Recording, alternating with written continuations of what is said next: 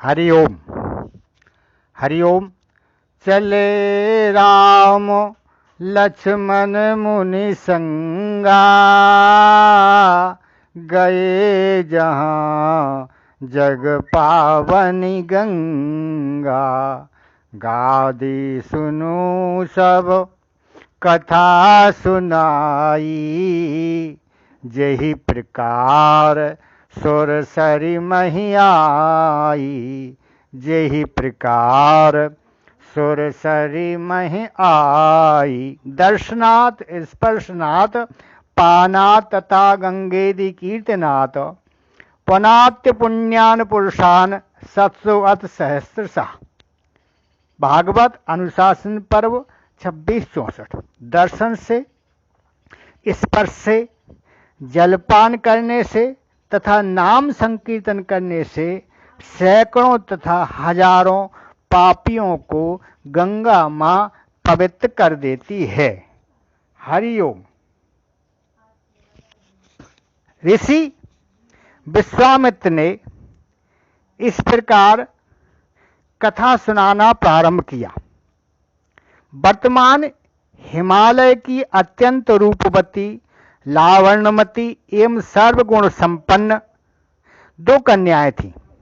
सुमेर पर्वत की पुत्री मैना इन कन्याओं की माता थी। हिमालय की बड़ी पुत्री का नाम गंगा और छोटी बेटी का नाम उमा था।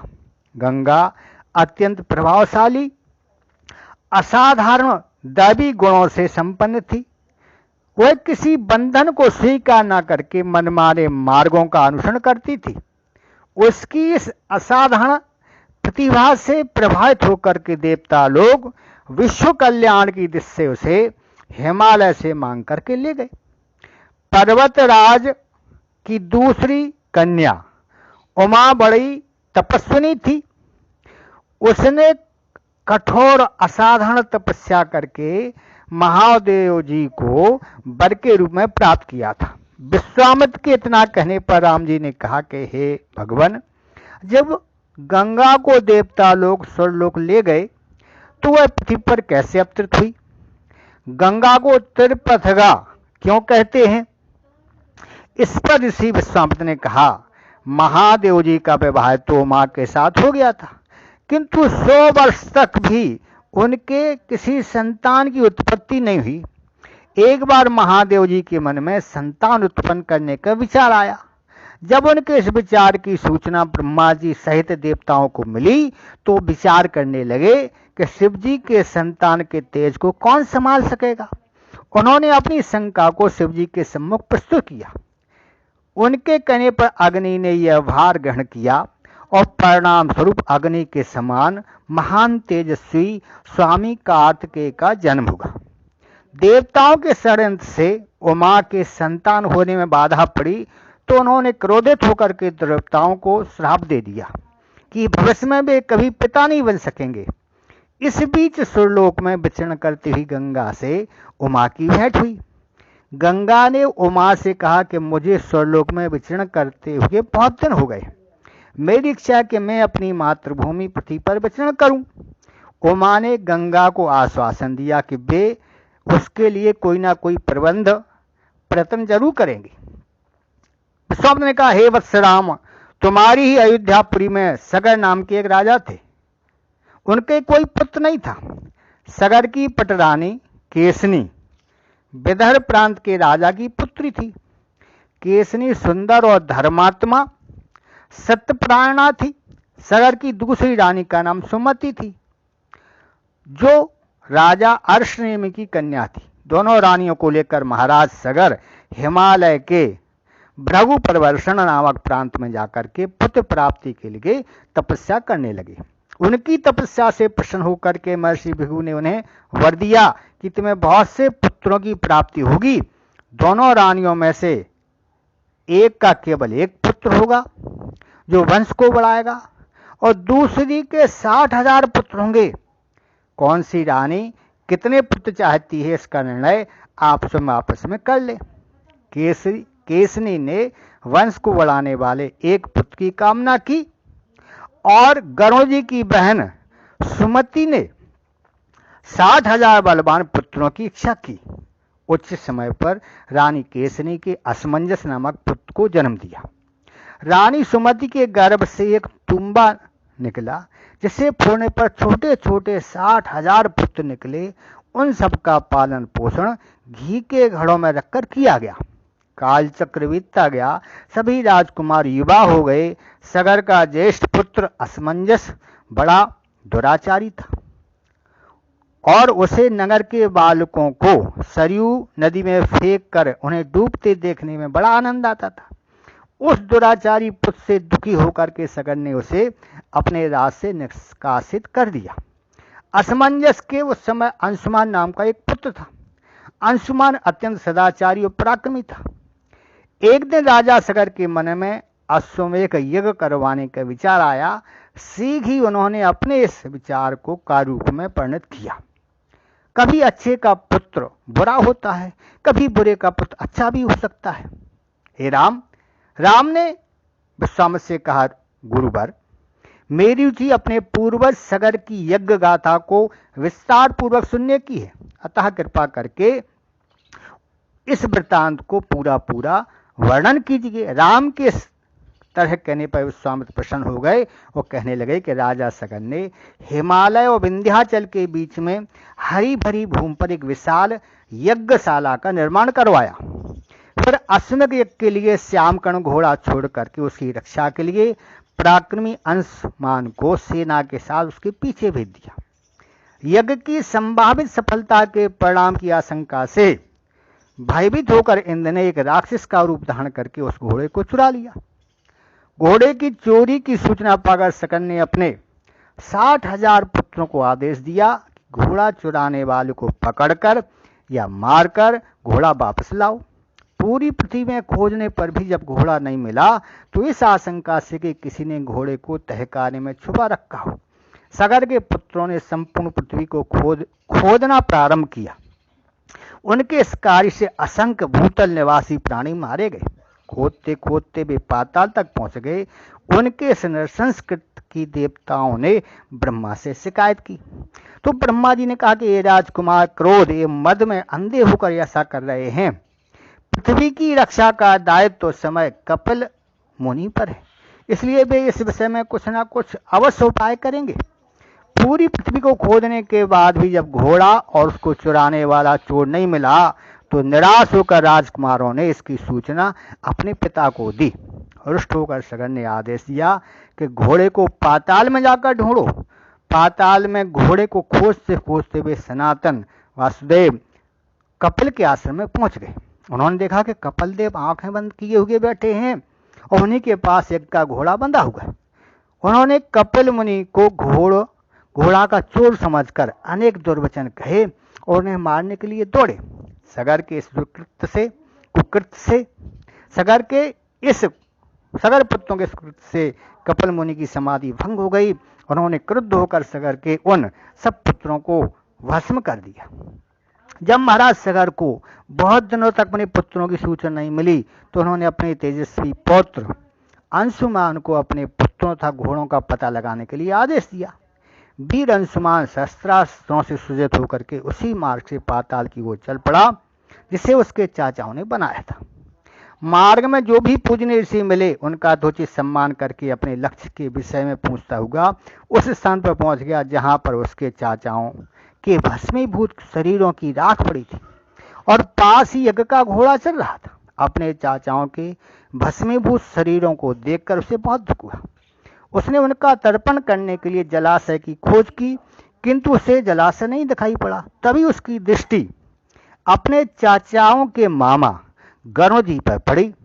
उसने सादर प्रणाम करके अंशुमान ने पूछा कि बाबा जी, मैं इनका तर्पण करना चाहता हूं, आप पास में कोई सरोवर हो तो कृपा करके बताइए।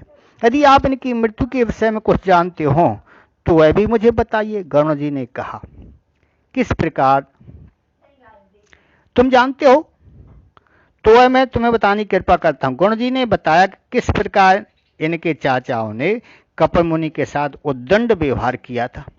जिसके कारण कपिल मुनि ने उन सबको भस्म कर दिया। इसके पश्चात गणों जी ने अंशुमान से कहा कि ये सब अलौकिक शक्ति वाले दिव्य पुरुष के द्वारा भस्म किए गए, अतः लौकिक जल से तर्पण करने पर इनका उद्धार नहीं होगा। केवल हिमालय की ज्येष्ठ पुत्री गंगा के जल से ही तर्पण करने पर इनका उद्धार होगा। अब तुम घोड़े को लेकर वापस चले जाओ, जिससे कि तुम्हारे पितामह का यज्ञ पूर्ण हो सके। गणों जी की आज्ञा अनुसार अंशुमान वापस अयोध्या पहुंचे और अपने पितामह को सारा वृत्तांत सुनाया। महाराज सगर ने दुखी मन से यज्ञ पूरा किया। वे अपने पुत्रों के उद्धार के लिए गंगा को पृथ्वी पर लाना चाहते थे, पर ऐसा करने के लिए उन्हें कोई युक्ति नहीं सूझी। थोड़ा रुककर ऋषि विश्वामित्र ने कहा, महाराज सगर के देहांत के पश्चात अंशुमान बड़ी न्यायप्रियता से शासन करने लगे। अंशुमान के परम प्रतापी पुत्र दिलीप हुए। दिलीप के वश हो जाने पर अंशुमान दिलीप को राज सौंप करके हिमालय की कंदराओं में जाकर के गंगा जी को प्रसन्न करने के लिए तपस्या करने लगे, किंतु उन्हें सफलता नहीं मिली और उनका स्वर्गवास हो गया। इधर जब राजा दिलीप का धर्मनिष्ठ पुत्र भागीरथ बड़ा हुआ तो उसे राजभार सौंपकर दिलीप भी गंगा को पृथ्वी पर लाने के लिए तपस्या करने के लिए चले गए, पर उन्हें भी मनवांछित फल की प्राप्ति नहीं हुई। भागीरथ बड़े प्रजावत्सल नरेश थे, किंतु उनके कोई संतान नहीं थी। इस पर वे अपने राज का भार मंत्रियों को सौंपकर स्वयं गंगावतरण के लिए गौकर्ण नामक तीर्थ पर जाकर कठोर तपस्या करने लगे। उनकी अभूतपूर्व तपस्या से प्रसन्न होकर ब्रह्मा जी ने उन्हें वर मांगने के लिए कहा। भगीरथ ने ब्रह्मा जी से कहा कि हे प्रभु, यदि आप मुझ पर प्रसन्न हैं तो मुझे यह वर दीजिए कि सगर के पुत्रों को मेरे पत्नों से गंगा जल प्राप्त हो, जिससे उनका उद्धार हो सके। इसके अतिरिक्त मुझे संतान प्राप्ति का भी वर दीजिए, ताकि इक्ष्वाकु वंश नष्ट न हो। ब्रह्मा जी के प्रसन्न होने पर उन्होंने वरदान दिया कि संतान का तेरा मनोरथ शीघ्र ही पूर्ण होगा, किंतु तुम्हारे मांगने गए प्रथम वरदान को देने में कठिनाई यह है कि जब गंगा जी वेग के साथ पृथ्वी पर अवतरित होंगी तो उनके वेग को पृथ्वी पर कौन संभालेगा? कोई संभाल सकता नहीं है। गंगा जी के वेग को संभालने की क्षमता केवल महादेव के अतिरिक्त और किसी में नहीं है, इसलिए तुम्हें महादेव को प्रसन्न करना होगा। इतना कहकर ब्रह्मा जी अपने लोक को चले गए। भागीरथ ने साहस नहीं छोड़ा। वे 1 वर्ष तक पैर के अंगूठे के सहारे खड़े होकर महादेव जी की तपस्या करते रहे। केवल वायु के अतिरिक्त उन्होंने कोई वस्तु नहीं ली। इससे प्रसन्न होकर के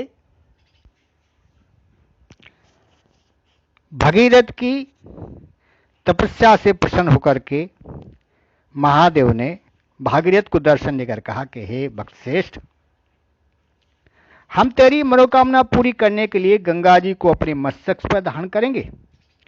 इसकी सूचना पाकर विवश होकर गंगा जी को स्वर्गलोक का परित्याग करना पड़ा।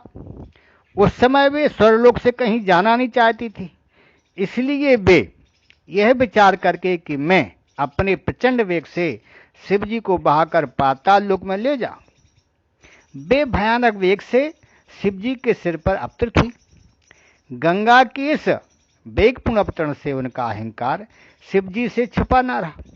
महादेव जी ने गंगा जी की वेगवती धारा को अपने जटा जूट में उलझा लिया। गंगा जी अपने समस्त प्रयत्नों के बाद भी महादेव की जटाओं से बाहर ना निकल सकी। गंगा जी को इस प्रकार शिव जी की जटाओं में विलीन होते देखकर भागीरथ ने फिर शंकर जी की तपस्या की। भागीरथ के इस तपस्या से प्रसन्न होकर भगवान शंकर ने गंगा जी को हिमालय पर्वत पर स्थित बिंदुसर में छोड़ा। छूटते ही गंगा जी की 7 धाराएं हो गईं। गंगा जी की 3 धाराएं हिलादनी, पावनी, नलनी पूर्व की ओर प्रभावित हुई। सुचक्षु, सीता और सिंधु नाम की 3 धाराएं पश्चिम की ओर बहीं। 7वीं धारा महाराज भगीरथ के पीछे पीछे चली। जिधर जिधर भगीरथ जाते थे उधर उधर गंगा जी जाती थी। स्थान स्थान पर देव, यक्ष, किन्नर, ऋषि मुनि आदि उनके स्वागत के लिए एकत्रित हो रहे थे। जो भी उस जल का स्पर्श करता था वह बाधाओं से मुक्त हो जाता था। चलते चलते गंगा जी उस स्थान पर पहुंची जहां ऋषि जहनु यज्ञ कर रहे थे। गंगा जी अपने वेग से उनकी यज्ञशाला को संपूर्ण सामग्री के साथ बहा ले चली। इससे ऋषि को बहुत क्रोध आया और उन्होंने क्रोधित होकर के गंगा का सारा जल पी लिया।